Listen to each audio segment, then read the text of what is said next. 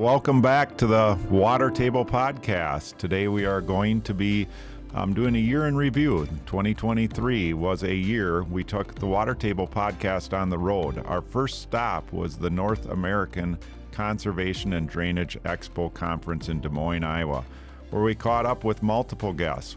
One of those people was Dr. Schedeker, who talked about his research into controlled drainage and who just happens to oversee the International Drainage Hall of Fame.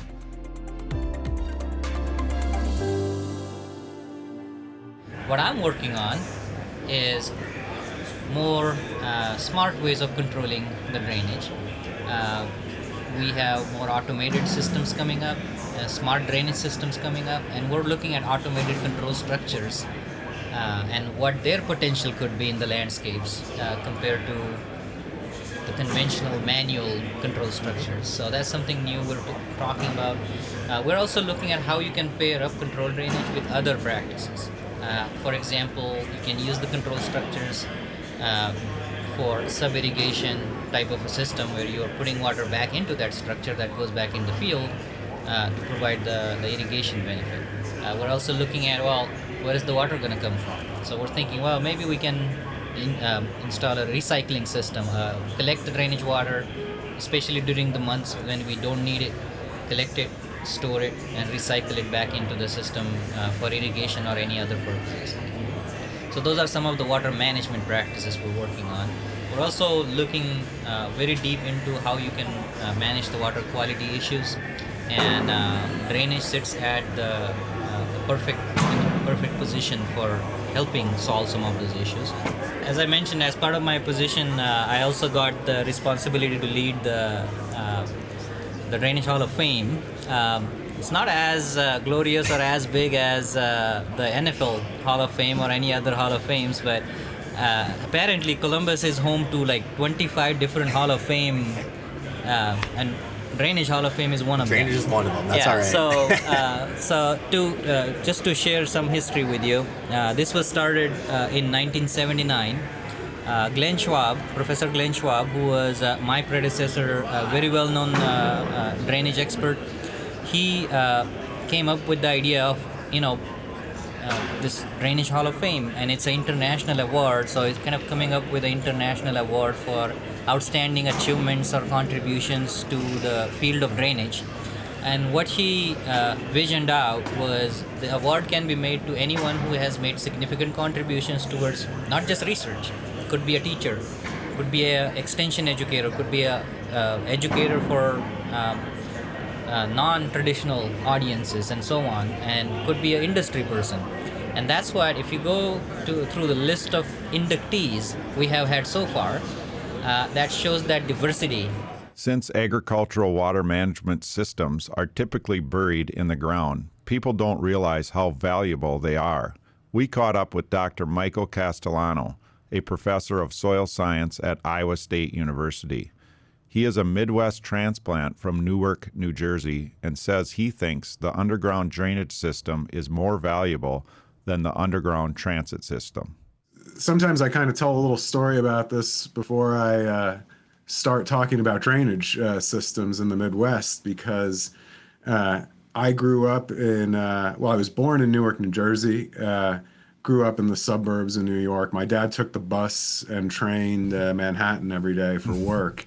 And so certainly didn't grow up on a farm, not far from farmers, though. My grandparents and great-grandparents, immigrants, were farmers back in Europe. And my dad was out here visiting us in 2019. And you remember 2019, one of the wettest springs on record. We had all sorts of agricultural losses, particularly on the Missouri, but also in the Mississippi. And we're driving around, and he still lives in the New York City area, and he says, "Boy, you guys have got a big water problem here you got to take care of. This can't be good for growing corn and soybeans." And I said to him, Dad, we've got a drainage infrastructure below ground that you can't see that's more valuable than the transportation structure underground that you took to work every day when I was a kid." And he was just so stunned to learn about that and got all interested in it. And I think it's just a really neat story because most people in the United States, I don't think, have an appreciation for the enormous, well-planned, incredibly high-tech engineering approach we have to water management in the Midwest. There's water quality issues, and they're created by all this drainage infrastructure. And in reality, that's just simply not true. Couldn't be farther from the truth. There is problems with our water quality. Those problems would be there whether there was drainage systems or not. But what we can do, and there's been problems created obviously with drainage. But what we're learning every day and what we can do can be so positively impactful to our environment. And it's pretty neat for me to be able to have somebody like you on and then be able to talk about those three things, carbon, nitrogen, and water. And so it's just interesting that you shared that around, because it's absolutely true that most people don't have a way to understand that because you can't see it. Yeah, I think that's right. And I think a lot of people, don't necessarily at first glance appreciate that with, like with drainage and all things in life, there are few solutions. Really, we need to be thinking about in trade-offs, in terms of trade-offs. And drainage presents a remarkable opportunity to minimize the trade-offs between crop production, which we obviously need to feed ourselves, and environmental performance, keeping that, high quality, environmental functions that we rely on for clean water and other things every day. And I think a great example for me of that is that, we've drained the Midwest. That was a decision made over 100 years ago, and it's done. Now, the Upper Corn Belt is the most productive grain production system in the world, and it's because of the drains we have there. At the same time, we know those drains created some water quality challenges by exacerbating nitrate loss downstream, but they also create an enormous opportunity to reduce that nitrate loss downstream. Since we heard about the International Drainage Hall of Fame, we decided to catch up with Charlie Schaefer, who is a recent inductee. Charlie is the president of AgriDrain Corporation and a wealth of knowledge when it comes to the real value of water. We had land that you could literally buy pretty good land for $1,250 an acre back then, amazingly enough, and your drainage system could cost that much. And our weather patterns were pretty consistent. We'd pretty much get the rain in those arid regions, and so the downside risk of too wet, too dry wasn't as prevalent as it is today, and the economics were different, and so we put some of these manual systems in place. I should say the industry, but we didn't really do the follow through, didn't do automation, didn't make it easy, didn't quantify the return on investment. And guys said, you know what, I'm just going to buy more land. And that was the best choice for them at the time. That was the right thing to do. But now we see the economics have changed. Certainly we've gone to $12,500, $15,000 land, and a big subsurface drainage system still costs about $1,250 or $1,500, and then throw some irrigation on top of it. It's not that much more, especially when you take into account state and federal funding. You were doing this 35, 40 years ago when land was $1,200 an acre, and so was a drainage system. And today, land has gone up 10, 15, if you're in northwest Iowa, 20 times maybe, and drainage system pretty close to the same. So it's actually cheaper when you think of how everything else that's relevant and inflation and everything. So you can't afford not to do it now. Where it was, I know those stories. I kind of started my career kind of on the back end of all that, but where the hardest part of selling drainage at the beginning of my career was, in a lot of areas, well, why wouldn't I just buy more land?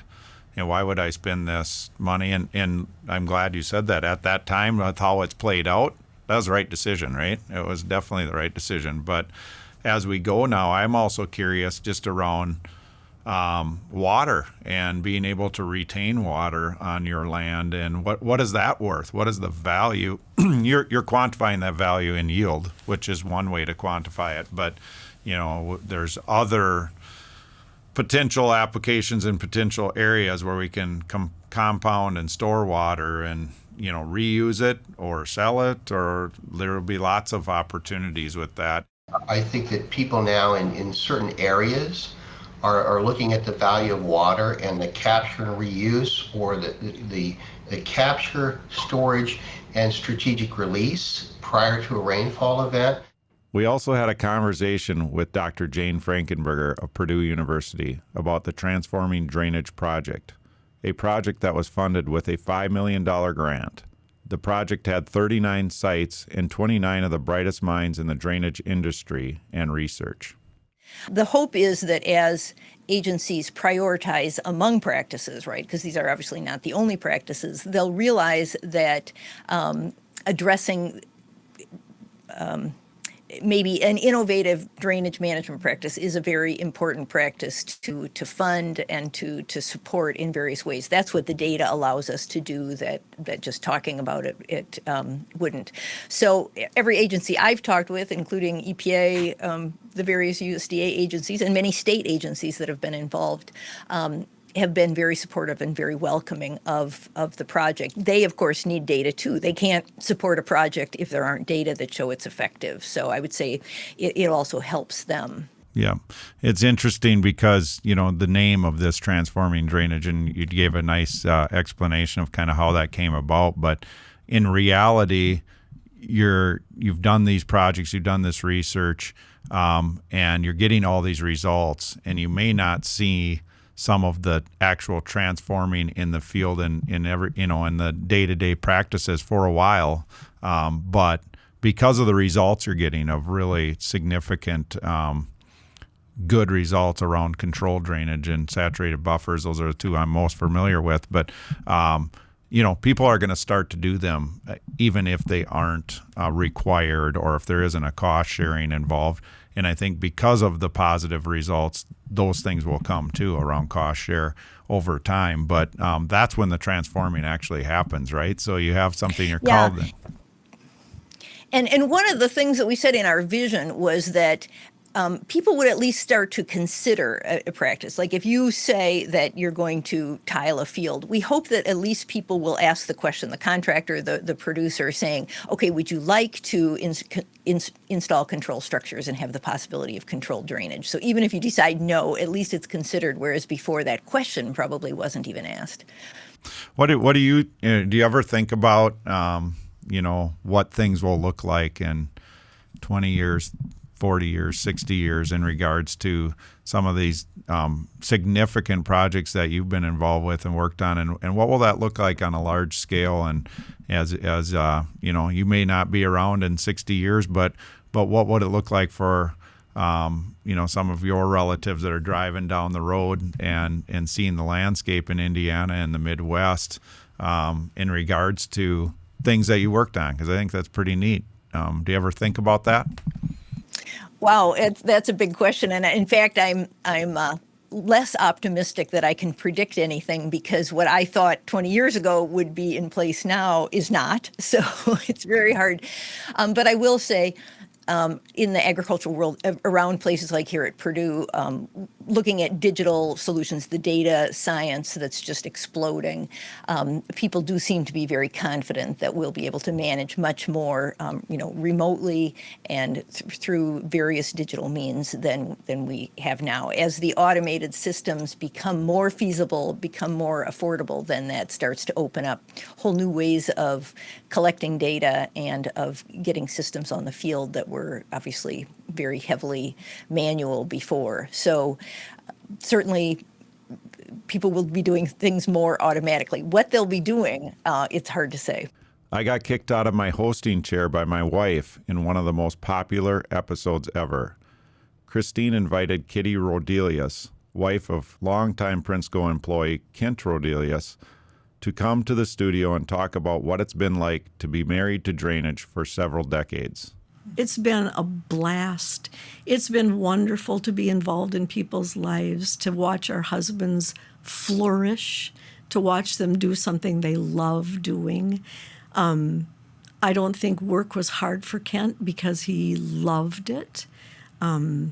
that's a good way for a wife to send a husband out the door, knowing that he's doing something he really cares about and loves. And, I think there's some husbands who are wives who have to say, you need to get to work. Man, I just never had to say that. He was just always gangbusters to go. So, and that only amplified when Jamie came on board. He loved working with Jamie. So they just had a lot of fun, didn't they? They had a lot of fun. So much fun together. And I will tell you, I sincerely mean this. I have heard more kind words over the years about their friendship, how much fun they've had together, and how much Kent has sharpened Jamie. And so Kent and you, Kitty, have been a blessing personally and professionally to ourselves, to the Prinsko family, and it has been a blast. And when you talk about being grateful, I just hear your sincerity and your grateful heart.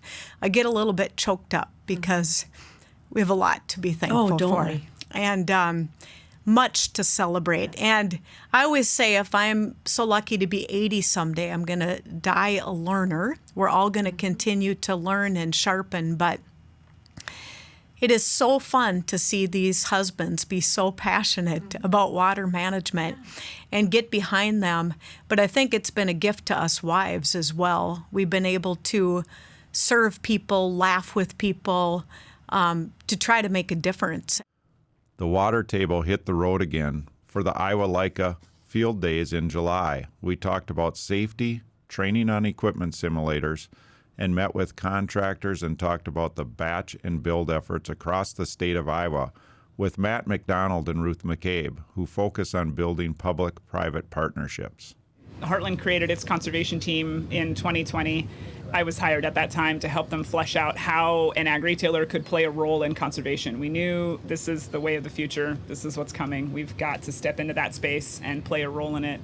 And so my goal was to form partnerships with anybody who was willing to actually focus on a common goal and get stuff done. That was the bleep. There you go. Oh, man, I was so proud of myself. I was doing so good. You can just erase that and I'll say it over again. Our goal behind these partnerships is to find partners who would come to the table, focus on a common goal, and focus on getting stuff. There you go. Getting shit done. That's what we care about. And I'm serious about this, right? It can be very divisive in agriculture in general. You get the environmentalist side, you get urban folks, you get rural folks, and it becomes this divisive issue, and it doesn't need to be. This is so silly. It doesn't need to be divisive, but everybody, agencies, public, private, nonprofit, everybody can come together and say, what's our common goal? We want to clean up this watershed. We want to reduce nitrates in this watershed. We want to reduce soil or sediment loading. Let's focus on that. We can set aside political agenda. We can set aside other agendas. Those get left at the door. When we come together, we focus on what the solutions are to solve this problem. Then we work together. We come up with a solution, and then we go after it. We attack it. We throw everything that we have at it. Yeah. That's what a batch and build is, and that's what these public-private partnerships are in conservation. I had a couple of special guests in the studio to kick off a summer video series. My son Harris and his cousin Griffin Dunnick, who previewed their road trip to resiliency, What's Buried Beneath. They headed out on a road trip this past summer and put more than 9,000 miles on Harris's truck, and got to meet water management experts, contractors, visit job sites across the country, and see how water is managed in different climates and how plastic pipe is resilient. I'd say for me it was just learning a lot about the storm chambers, and because I didn't know a whole lot about it going into it. And I mean, I'd seen them before, but then seeing them being put together in the ground and just the whole process behind that, and hearing the pros and cons of whether that's the irrigation pond, saving land, and just being able to put the water somewhere it's raining out today, but just knowing that it's all underneath the parking lot was pretty cool to see. So I didn't know a whole lot about that before then. But. And do you guys, that's interesting, we'll talk about that in the applications in a minute, but just spurred another question. But because of the road trip, does it feel like different things you do now in your life, you look at it from a different perspective, like when you drive into a to a Walmart or Target and you think, I wonder what's underneath this parking lot. Does that happen? Or yeah, definitely. And just even talking with friends or anything, you got people our generation, they're like, if they were driving, we see some pipe and they just like talk about it, whatever, it's getting put in somewhere, and I'll just be able to like actually teach them a little bit compared to what I knew before and show them why it's important. Yeah, so yeah, good. Yeah, I think the importance of the systems really is exciting because it's all underground. It's something that is not seen to the public. And Griff and I, growing up as your son, I knew that, plastic water management was important, but you don't see it unless if you're on the job. You don't see where it's at. And it's got a really big impact on the residential building or on the farm site or on the, home site in the septic area. So that's pretty cool to see when you're on site physically. Yeah, and I think when you say that you don't see it, that's one of the things in the tagline of our Water Table podcast here is just this industry is so misunderstood, and it's misunderstood because you don't see it, because they don't see it, they can't ask questions and they can't try to put it together of how that works, why it works with conveying, storing, treating water. So yeah, that I am glad you mentioned that, because that is a really interesting, when you look at it on the agricultural side, and we'll talk about that too, is all as people see is when they know, there's a job going in, as they see big rolls of pipe out in a field as they're driving by. But then they don't see it again, and it's in the ground, and what it's doing to positively impact that agricultural field to grow a better crop, but also actually store some water in the soil profile. There's so many things going on there. So as we wrap up 2023, I hope you enjoyed a few of these snippets of the episodes that we did for the Water Table in 2023. We accomplished a lot in educating our industry and individuals about water management and what's happening in agricultural water management. So we want to wish you a Merry Christmas and a Happy New Year from the Water Table. We look forward to providing more episodes that are educational and that you can learn from in 2024.